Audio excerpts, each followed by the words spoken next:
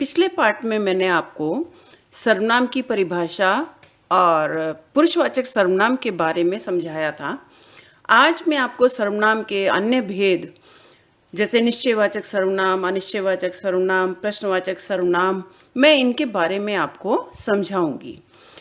पहला था सर्वनाम का पहला भेद था पुरुषवाचक सर्वनाम और अब दूसरा है निश्चयवाचक सर्वनाम।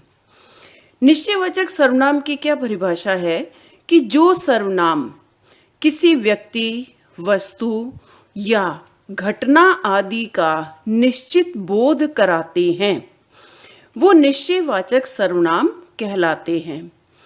यह निश्चित बोध पास की वस्तुओं के लिए भी हो सकता है और दूर की वस्तुओं के लिए भी हो सकता है।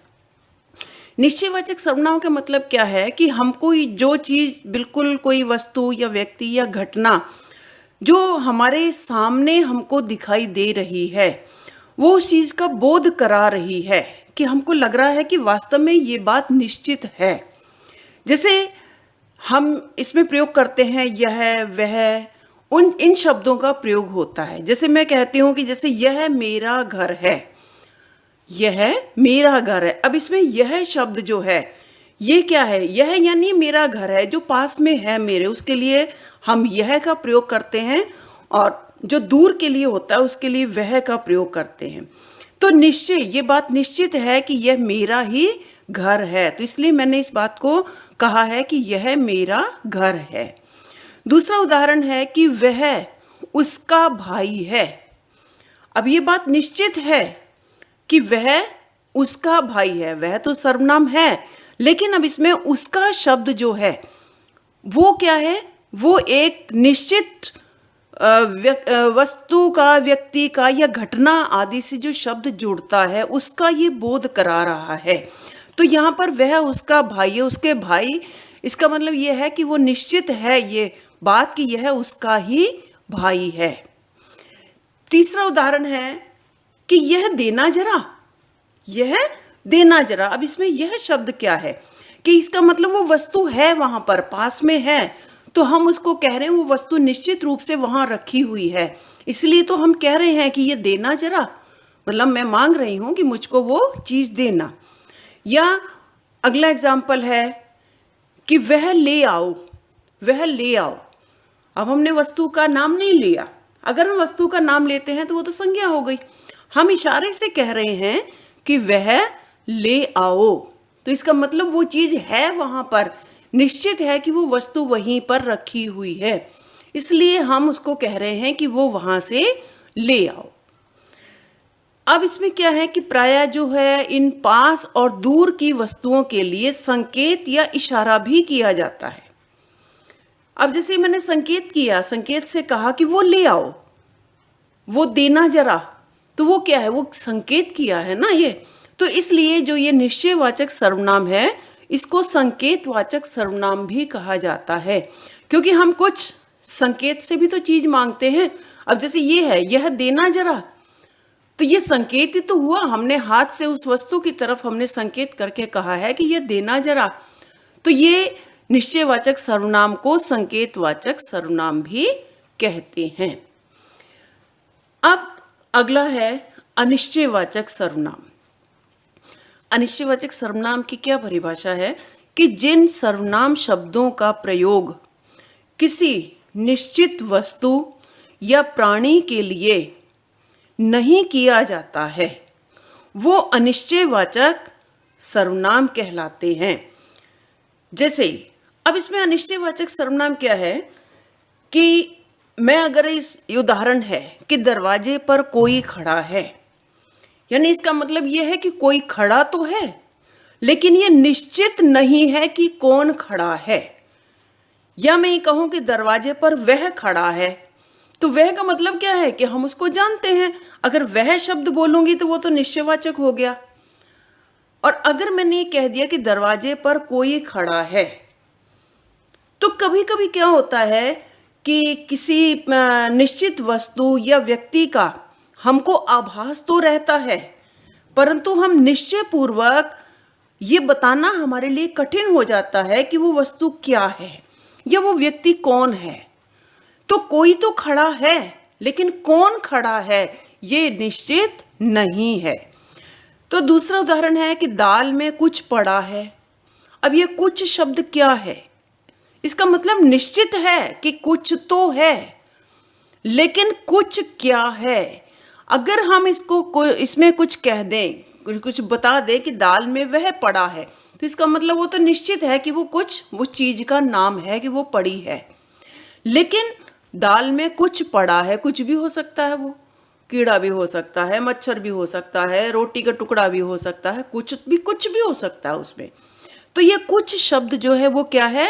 ये निश्चित नहीं है, इस चीज का बोध नहीं करा रहा है कि वो वस्तु या व्यक्ति क्या है या कौन है।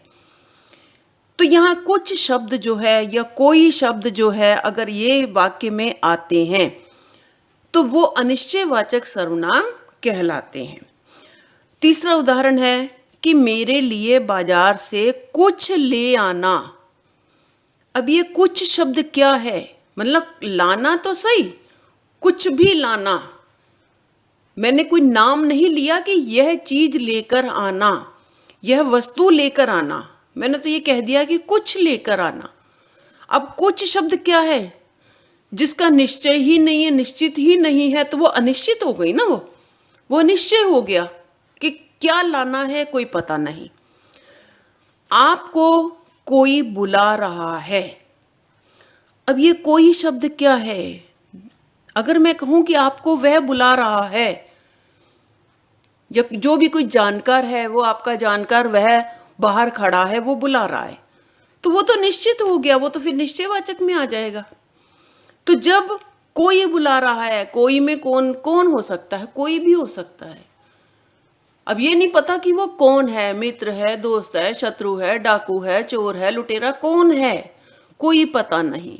तो जिसके बारे में हमें कुछ निश्चित पता ही नहीं है, तो वो सारे जो वाक्य हैं जिसमें कोई, कुछ आदि जो शब्द आते हैं वो अनिश्चयवाचक सर्वनाम कहलाते हैं।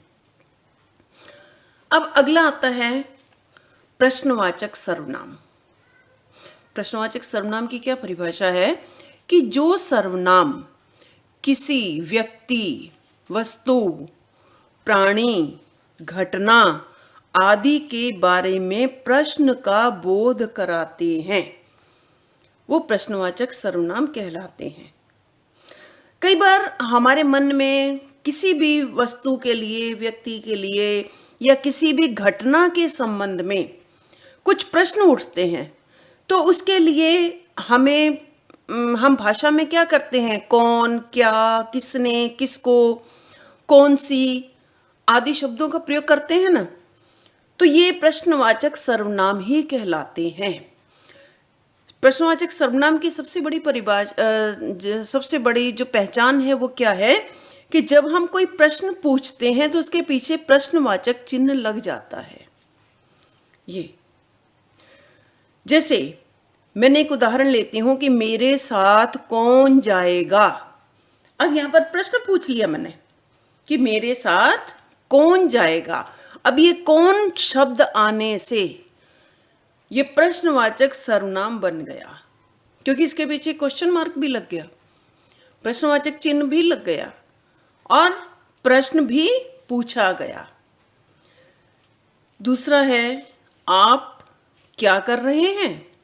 अब ये इसमें क्या शब्द जो है वो क्या है? क्या से प्रश्न बन रहा है कि आप क्या कर रहे हैं। तो इसमें क्या शब्द जो है, अगर आप पूछा जाए कि इसमें प्रश्नवाचक सर्वनाम कौन सा है, तो जिन वाक्यों में कौन, क्या, कैसा, किसको आदि जब आते हैं तो वो प्रश्नवाचक सर्वनाम ही कहलाते हैं। जैसे दरवाजे पर कौन है। अब ये कौन शब्द क्या है? कोई भी हो सकता है, हमें नहीं पता कौन है, वो तो जब हम जाके देखेंगे तब पता चलेगा कि हाँ फलाना है। लेकिन कौन शब्द से क्या बना? प्रश्नवाचक वाक्य बन गया। तुम्हें क्या चाहिए। अब ये क्या शब्द क्या है? ये भी प्रश्नवाचक सर्वनाम ही है, क्योंकि क्या से प्रश्न बन रहा है। अगर मैं कहूँ कि तुम्हें यह चाहिए, तो यह शब्द से प्रश्नवाचक नहीं बनेगा। क्या से प्रश्नवाचक सर्वनाम बनेगा? तुम्हें क्या चाहिए? अब इसमें देखो कि इसमें कौन, कब, क्या, कहाँ, कौन सा आदि जो शब्द आते हैं वो सभी प्रश्नवाचक सर्वनाम होते हैं। तो आज के लिए सर्वनाम के जो 2-3 भेद मैंने आपको बताए हैं, बाकी 2 भेद मैं अगले पार्ट 3 में आपको समझाऊंगी। लाइक, सब्सक्राइब और कमेंट जरूर करें।